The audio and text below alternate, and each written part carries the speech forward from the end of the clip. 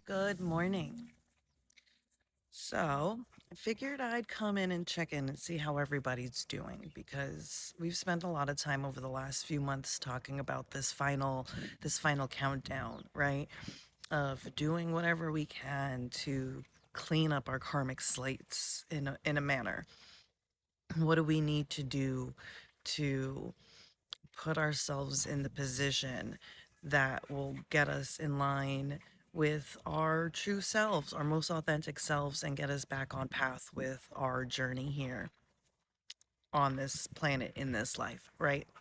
So, the last few months, we've been talking about what do we need to do to lean into that? What boundaries do we need to uphold? What things no longer serve us? What people no longer serve us in our lives? And so we are at that final chapter of that last page, because we are in the beginning of that next phase right now, right? We're starting that.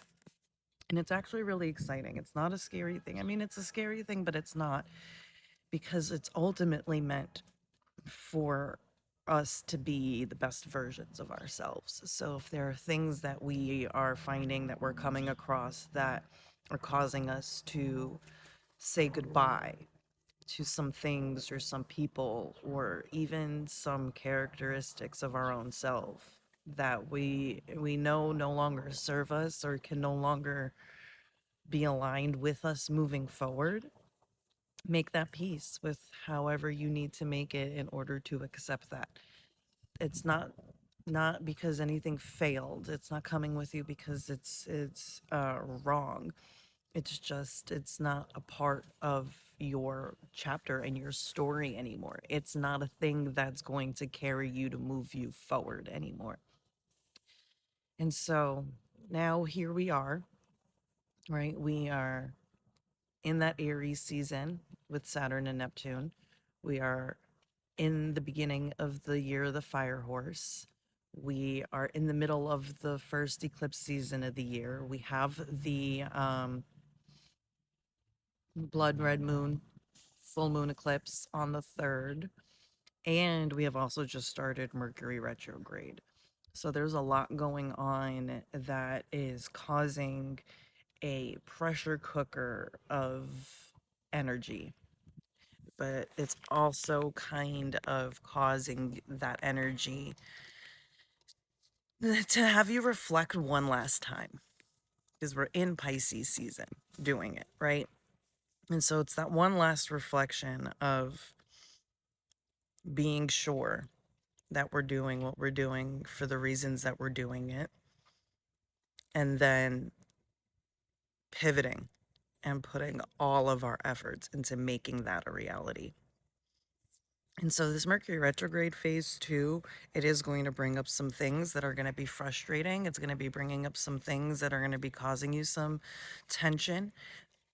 Pay attention to what those things are because that is the lesson that you're meant to work through during this chapter. In the meantime, ground yourself however you feel works best for you. So if literally going out and touching grass is something you have access to and can do that. If getting your feet or body into a running body of water is something you have access to, do that. If you can get a grounding mat that you can stand on or put in your mattress, do that. Um, Showers, baths also work. Meditating, reading, disconnecting, coloring.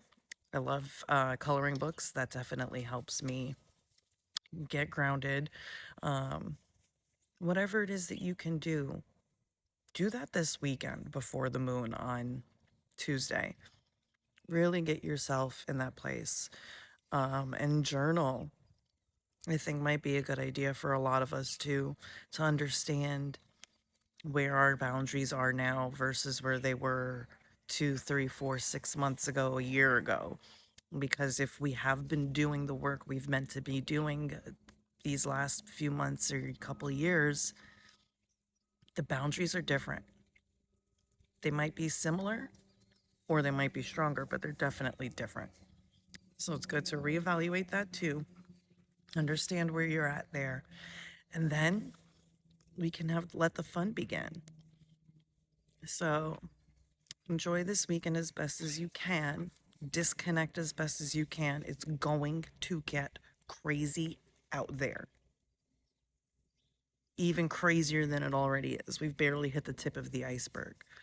So know that the constant out there right now is crazy. And so the constant in here has to be peace. Have a good weekend.